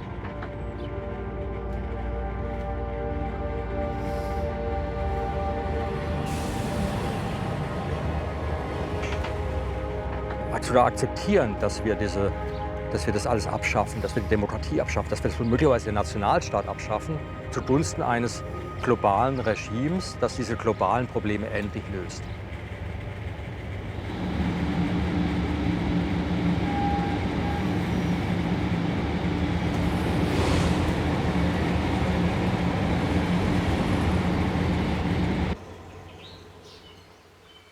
A well-funded study shows that traumatic experience and negative frequencies can erase a short and long-term memory, causing the hippocampus to shrink dramatically. Forschung gezeigt hat, ist, man kann ihn auch schrumpfen lassen, indem man nicht Menschen ein Trauma erleben lässt, sondern es reicht schon die Angst vor dem Trauma. Der Hippocampus schrumpft. Also das Trauma ist gar nicht passiert. Es reicht schon die Vorstellungskraft des Menschen, dass er ein Trauma erleben könnte oder ein Trauma verursachen könnte.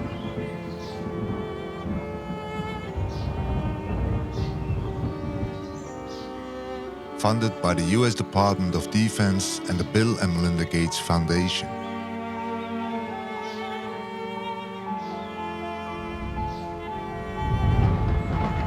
And we all remember Bill, do we? He who didn't exactly guard us from an exploded brain. If anything kills over 10 million people in the next few decades, it's most likely to be a highly infectious virus.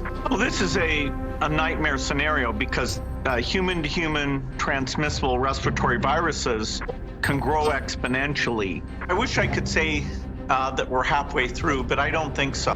It's going to be a while before things go back to normal. To let you know that you need to isolate yourself so you don't infect other people. Human-to-human respiratory spread is the scariest scenario. You know, thank goodness that we have the innovation coming, because otherwise the eventual damage, would go on for over 5 years. Really important to understand that right now, it is natural for all of us to be a little bit anxious and a little bit concerned. You're not suggesting we can avoid that or should avoid that? No, by no means. There is clearly a reason for fear and anxiety right now. It's useful to be a little bit more concerned. This is keeping people to keep their hands clean by following the CDC instructions, washing it 20 seconds with water and soap. Is there such a thing as a traumatized society? Absolutely. For example, when 9/11 happened, people around the world were traumatized by this. I mean, it was horrendous. Watching the Twin Towers crash down and people knowing there were thousands of people in there, it was very traumatizing to people. But then what happened is people get their terror, their fear is triggered. I'm going to make the choice of either burning to death or I mean, jumping and knowing you died. They try to defend against that fear because no one wants to feel fear or terror. They defend against it, and then the defense against it is often anger, rage. And so, as we know, after 9/11, the motto was, let's roll, let's go get them. This is a day when all Americans from every walk of life unite in our resolve for justice and peace. America has stood down enemies before, and we will do so this time. And that is what creates wars, is the public is traumatized, and then they agree with the government that we should go get all these terrorists and kill them. F-117 stealth bombers involved launched the opening salvo of Operation Iraqi Freedom. For millennia, populations have been traumatized by the fear of death, and governments will try to make their people afraid of another nation, and then the people who are being fear-mongered by the government will react with fear and then agree that we should go to war with that other country.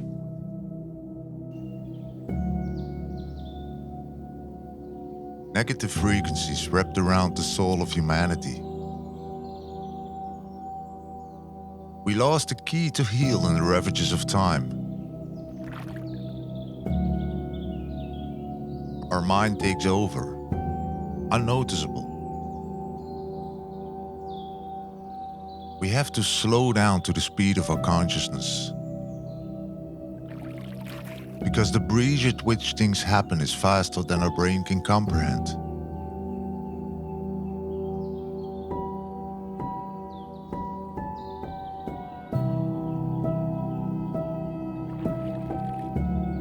Once you slow down and observe, you understand the patterns and feel the futility of fear.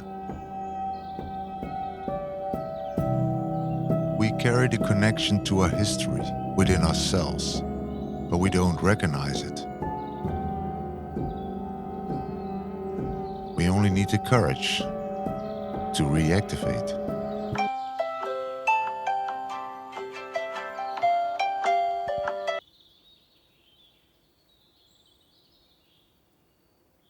I was living in war, actually, in the Middle East, and I was watching entire populations being traumatized.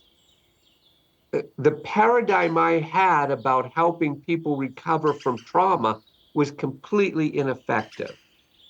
So what was missing in our paradigm or the narrative around trauma or even stress is that we must have a self-help routine. It must be easily applicable to people, and it should be easy to replicate, meaning a mother should be able to teach her children how to do it. And so I was left with trying to figure out what's in front of me and how do I deal with this situation. So I'll tell you two simple stories. I was living in Beirut, and there was a lot of bombing going on at the time. And we would hear missiles going overhead, or people would begin shooting out of nowhere. It just exploded into violence. And I remember one time when a missile was going overhead, I was standing with some friends, and we were outside, just around a car, we were talking. And all of us went like this immediately. But the first time I saw that all five of us did it exactly the same way, and very, very quickly, in less than a second, we had done this. So then my question was, what part of the brain is so fast that it can activate that movement? And then what muscle patterns are in the body that can move so quickly to create that pattern? So later on, I studied this and I discovered that's what's called the fetal response, pulling the body forward, protecting the underbelly of the body for safety purposes. And it is our nature to actually do this. We're not trained to do it. We're genetically encoded to do this. After I figured out what part of the brain produces it, very primitive part of the brain stem. It's not the cortex, which is in the front of the brain where the ego is, and that's where we have our logic. that would be too slow. And so it would not help us survive. So we need a more primitive part of the brain, does it very quickly. So once I realized that, I thought, well, if the body knows how to do this, and we do it all the time in war, there must be a genetic encoding to release that response. So then later on, when I was living in southern Sudan and there was a lot of war, we were in a bomb shelter one time. And I'm sitting in the bomb shelter and I have two children sitting on my lap, and they were tremoring in their body out of terror. And I could feel it in my hands, and I was fascinated. So I looked around the room, and all the young children were tremoring uninhibitedly.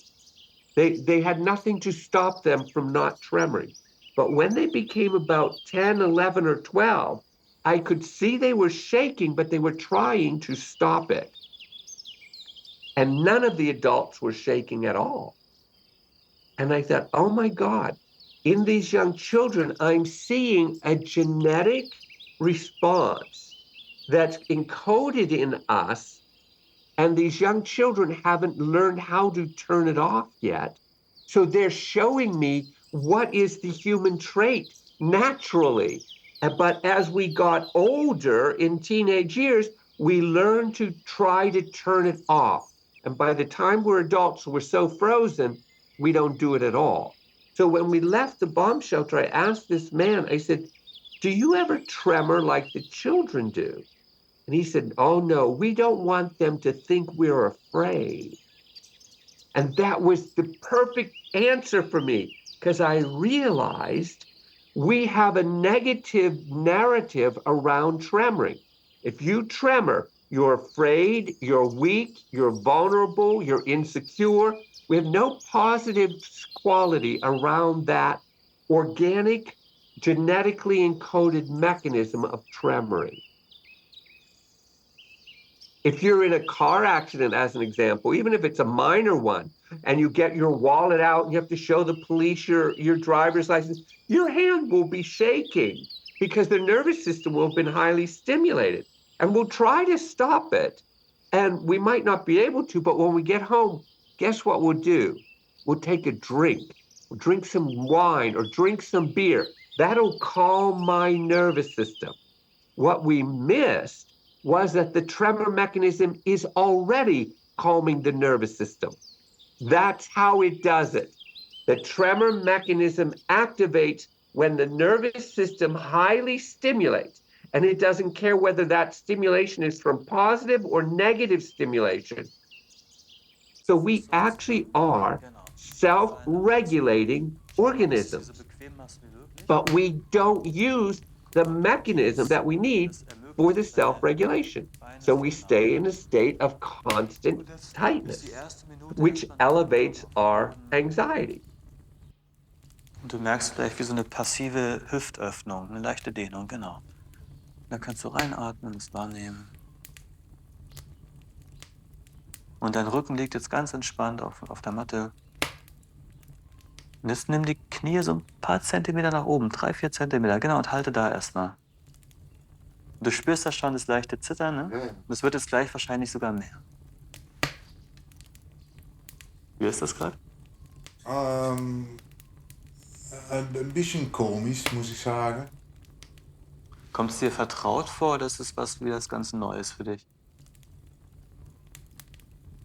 Na, nichts Neues, aber etwas, was mich erinnert an etwas lange her. Mhm. Ja. Ja. We decided it looks silly to shake. The body doesn't know we decided that. And that's when the cortex, the ego, takes over the control of this primitive part of the brain and says, don't do it. And so what I had to do is figure a way to go around the ego. So the best way to do that is to start from the body. Das ist auch wie so ein Instrument, was du jetzt sowieso spielen oder kennenlernst. Und das ist jetzt der Psoasmuskel, ne? Dieses ganz feine, schnelle, das ist wirklich im Becken, in deiner Körpermitte, wo eben ganz viel Ladung ist, ne? Durch diesen einfach gesammelten Stress des Lebens. It demonstrates to you how quick the body knows what that mechanism is, it knows how to activate, and it knows what to use it for. So the body takes control of that. But see, we're genetically encoded.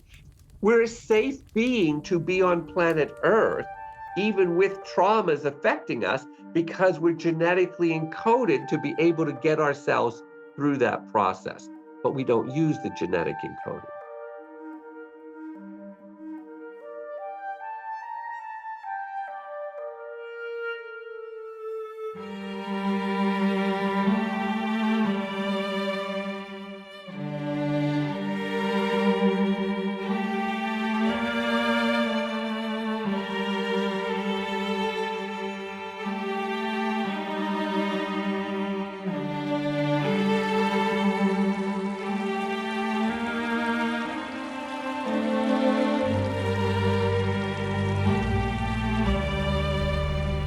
The connection between our brain and body have been hijacked by the vision and the illusion of control. It is no more complicated than the observation that we have switched off primal reflexes and senses, so that we no longer make choices based on instinct or common sense, but much more about surviving within a system that we have decided to be a part of. And what it is giving us is a fearful illusion of false humbleness, instead of the strength that should radiate humanity. And it's not a coincidence that philosopher Aristotle, much admired by the Vatican, came up with the idea of having only 5 senses in which people could perceive the world around them and themselves. In 1624, at the urging of the Vatican, the French Parliament passed a decree banning criticism of Aristotle's theories with the penalty of death. Burned at the stake, which made it a little easier for people at the time to choose, of course.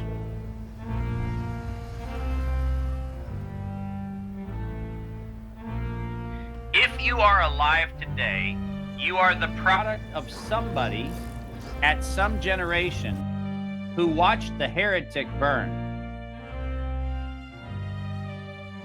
Right?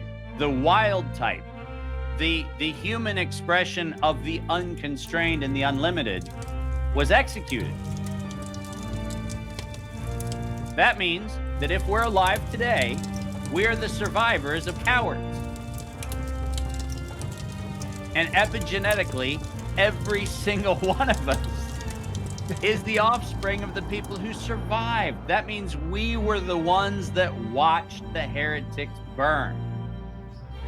You can't underestimate the mind control and the manipulation that becomes embedded in the epigenetics of our civilization, where whether it's in our generation or it's in previous generations, and by the way, forcing people to line up for the shot was no different than a public burning in the town square in the 15th century.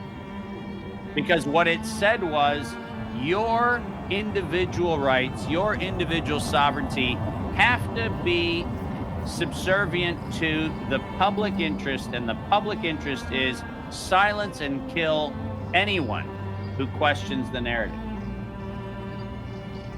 We're no different. We have not evolved one iota. Before we can critique history, I think it's important that we start with the self-awareness and the humility of going, this isn't a they problem, this is an us problem. And it's not just an us problem, it's a me problem. The critique that I offer for the public sector is a critique I have to apply against my own life, because if I'm not prepared to do that, then I'm worthless in listening to. And I can assure you that I have members of my family, I have a number of people who've been harmed by the fact that there are times when truth felt less expedient than making up a story that passed as the justification or the cover story for what I didn't want to face in my own life. If we're going to have credibility in a critique, we have to be able to look in the mirror first. And here comes the kicker to the question, which is, why is it so important to hobble and to enslave and to diminish the capacity to be human? Why is it so important to do that? And why are there so many vested interests that try to rob us of our essence as humanity? And the answer is that if we actually were humans at liberty, we would not be controllable. And I don't mean that in a hedonistic sense, and I don't mean that in a nefarious sense.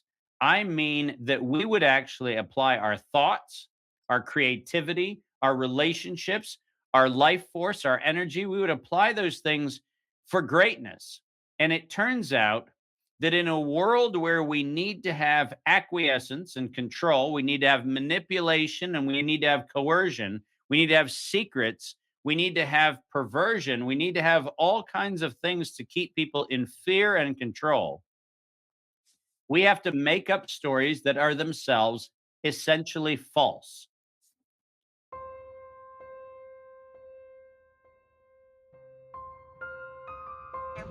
On behalf of the crew, thank you for including us in your travel plans.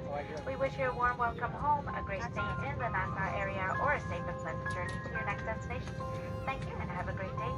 Bienvenue à Nassau, gare locale est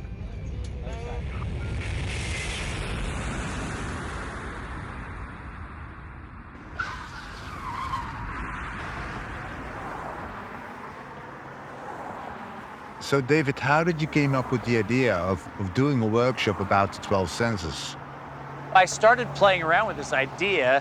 I started recognizing, oh my goodness, maybe the problem we have is that humanity has quite literally switched off many of the reflex awarenesses that we have. And by doing so, it's quite easy to be controlled, to be manipulated, to be blinded, to be anesthetized to the world around us. And so why don't I see if there's a way to teach turning all those systems back on? Whole idea of it was to say we can't be fully human until we have all of our senses functioning.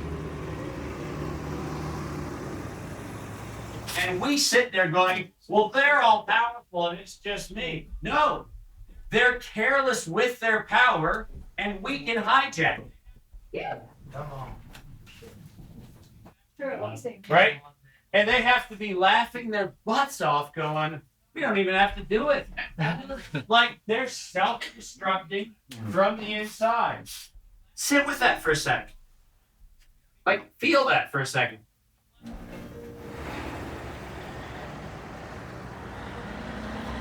So if we think about what is a future, the way I see a future that is a beautiful, amazing opportunity is to say if the consensus of what we're told is that we are going to virtualize reality, we are going to artificialize intelligence, we're going to do all these things, then it feels like there has to be a counterweight in that conversation that says before we jettison all of these senses and all of these capacities and essentially relegate them to bits and bytes and digital formula, wouldn't it be a good idea to examine the thing we're leaving behind? And the problem is, if we don't know how far back behind is, like if we don't know that in 1600s it was illegal to question five senses, but we don't know that questioning five senses goes back to Aristotle. When was the before that we're leaving behind to go to the future? And so for me, I think a future for me is a consciousness of humanity where when we decide to take on a technology, for example, when we decide to take on a social convention or a social experiment on how people could organize, I'd like us to be able to have the informed debate that says, what are we giving up? What are we getting? And in many respects, I would say that humans without all 12 senses, by definition, can never have informed consent. So in a way, I think this is the ultimate precondition to informed consent. If you don't know what you're being asked to give up, because over the last maybe 200 years or 2,000 years, you've been conditioned to accept a reality that is not actually fully sensed reality, then you can't ever be informed of the trade-off that you're making. And this is important as we think about it from a psychological structure. We pretend to live in a world where we allegedly say we have freedom of choice. But I want to deliver a really painful message. Everything that's presented as a choice to us today is not a choice. It's a selection from curated options. Let me say that again. It's a selection from curated options. And what do I mean by that? What I mean is we don't even contemplate a world where we are genuinely choosing from a neutral space of infinite freedom. We are making a selection among the approved selections that we can make.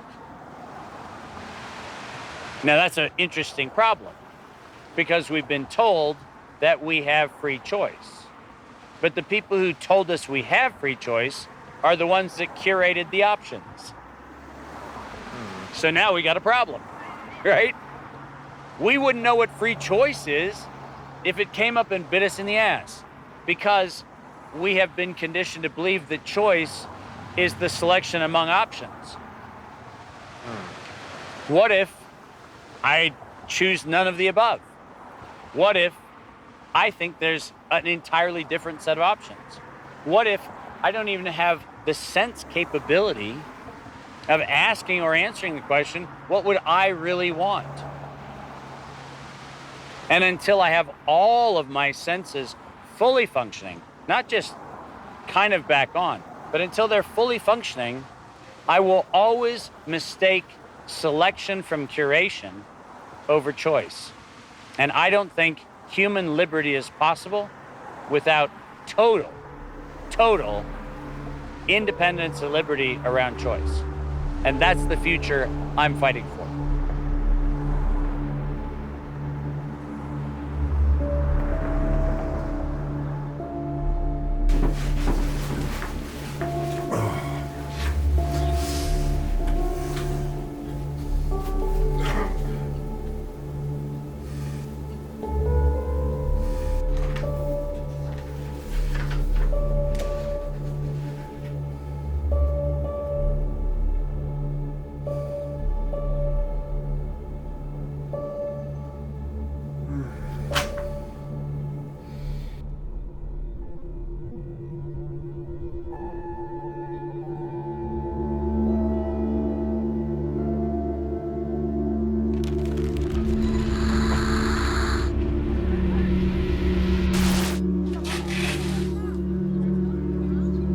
Who are you? I am.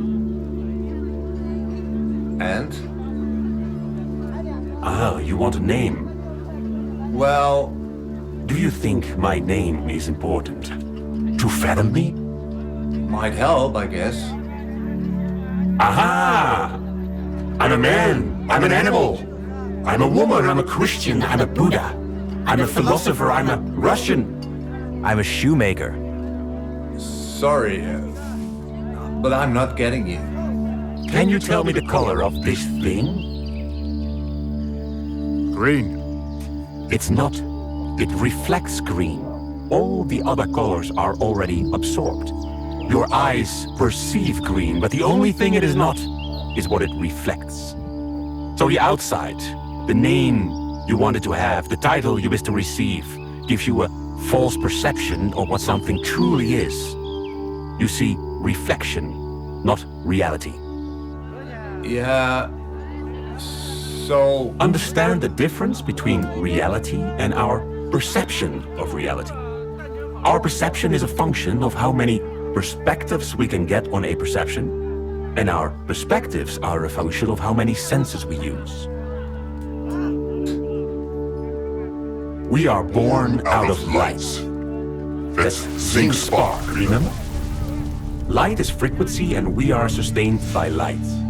We are receivers and senders of light. Not a reflection, names, titles or esteem, but the naked inner light is what we are sending out into the universe. Explain me how I... Shh. Stop asking questions. Just think.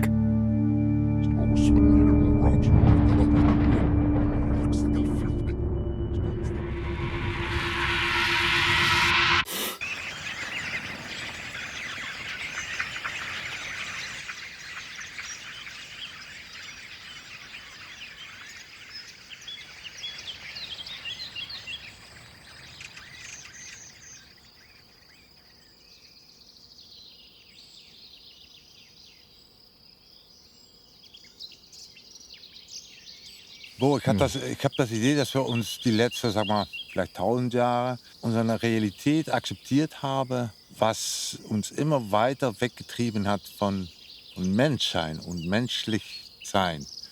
Und jetzt kommen wir, sag mal, in so eine Art neue Zeit. Und wie komme ich wieder zurück nach dem Kern, von wem ich bin?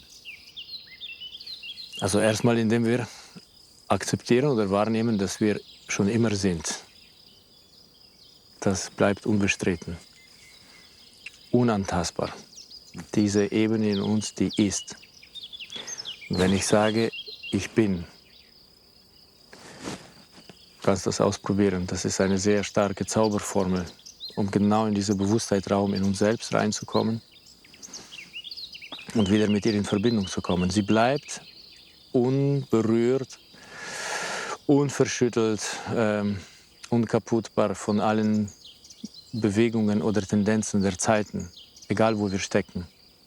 Das ist eben der Weg, um diese Antwort zu finden, dass diese göttliche Substanz, können wir das nennen, oder göttliche Instanz in uns, dass sie existiert in alle Zeiten, in guten und schlechten, in der Zeiten, wo die Erde aufsteigt und genauso, wenn sie absteigt. Und es ist einfach nur die Frage der sozusagen Entscheidung von jedem Einzelnen selbst, sich mit dieser Ebene zu verbinden. Immer und immer wieder. Und egal, was im Draußen passiert. Und da steht nicht die Frage, ob bin ich noch oder wie weit bin ich oder so. Einfach auch nicht, wer ich bin, sondern ich bin. Das heißt, ich bin der Finder und nicht der Suchende. Weil in der Suchenden gibt es eingebaut ein Prinzip, das ich finde niemals. Wenn ich auf der Suche bin, bin ich auf der Suche. Also das schließt sozusagen das Finden wie aus, das schiebt das weg. Natürlich finden wir irgendwann, aber wir finden nicht, weil ich gut gesucht habe, sondern weil ich das Suchen losgelassen habe. Und dann habe ich bemerkt, dass das, wonach ich suche, ist eigentlich schon immer da. Wir hatten die Antworten, bevor wir die Fragen gestellt haben. Und dann haben wir uns auf die Reise gemacht, die passenden Fragen dazu zu stellen. Wir haben uns so irgendwie innerlich erlaubt zu vergessen, dass diese Einheit in uns schon die Urschwingung in uns ist. Also wir müssen nichts machen, wir müssen auch nicht irgendwie wachsen in uns herum. Das ist wie eine Musik, die in dem tiefsten Raum unserer Kathedrale in uns die ganze Zeit klingt. Kennt ihr so dieses Gefühl, du kommst auf einen großen Domplatz und alles tubert und so. Und sagst so, könnt ihr das hören? Dann alle hören auf zu lärmen. Und dann hörst du aus dieser Kathedrale durch eine geöffnete Tür, da klingt eine fantastische Melodie. Da spielt eine Flöte oder so. Die hat die ganze Zeit gespielt. Und wir haben sie so überlagert mit Suchen, mit Konzepten, auch mit der Schwere vor allem, mit der Ernsthaftigkeit. Das ist das, was wir uns irgendwie Spaß gefunden haben, also Spaß in Klammern, so alle so richtig ernst zu nehmen und so richtig. Und das hat uns die Schwere gemacht. Das ist, weil das Leben ist in der Frequenz der Leichtigkeit eigentlich geboren.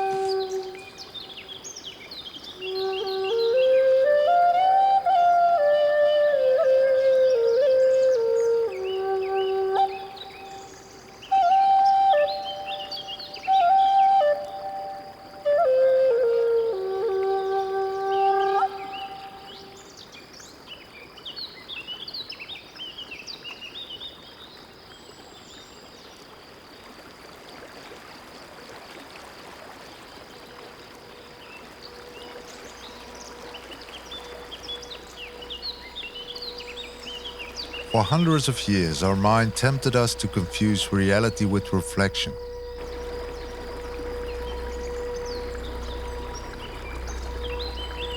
We became skeptical of our gut feeling and allowed ourselves to drift on intelligence. It was seduced by titles, names, bank accounts, accolades, and fear. A system emerged that drew great shadows over our inner light. Humanity was lost and searched for answers. We longed for the key to liberation, which we can only find in ourselves.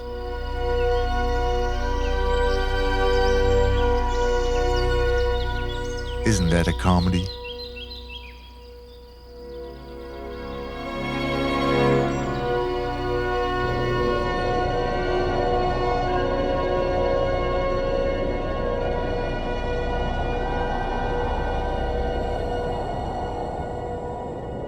Who we are goes far beyond the cloak we wear. On the contrary,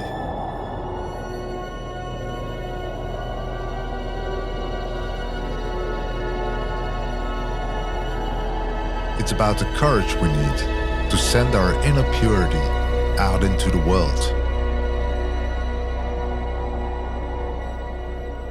Yes, I am.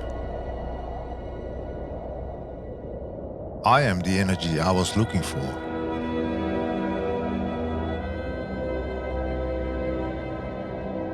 The source that connects, amplifies, illuminates, and creates.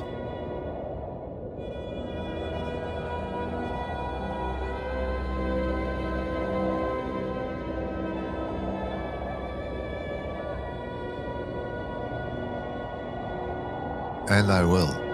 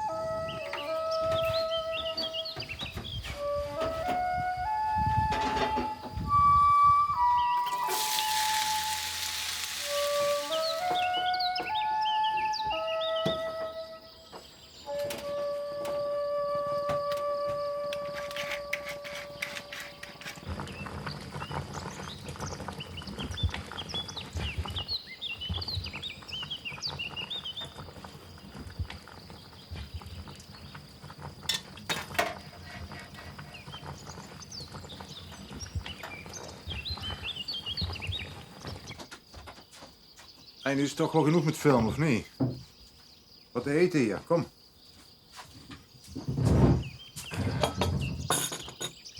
Oh, dat ziet er goed uit. From the garden.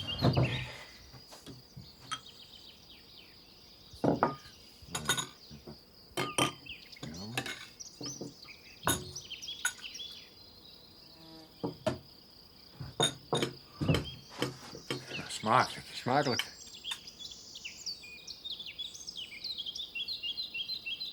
Ja, goed soepje toch? Zo.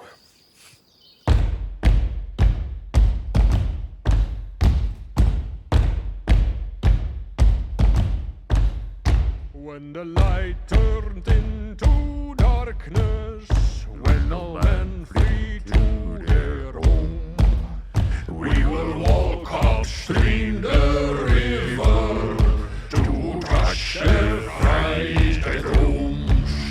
When the light turned into darkness, when all men flee to their home, we will walk upstream the river to crush their frightened homes. When the storm shall its all reason, and we drift on the sea and ice, then we'll toast to who we are. Shall the ice all pay its price? Because we're asteroids in the darkness, we will rise in perfect light. Whatever darkness we shall afflict, our light will change the blight. We will rise in perfect light. Our light will change the blight.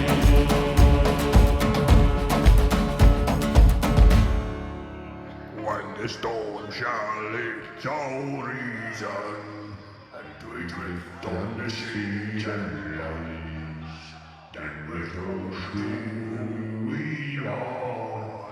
Shall the ice wall pay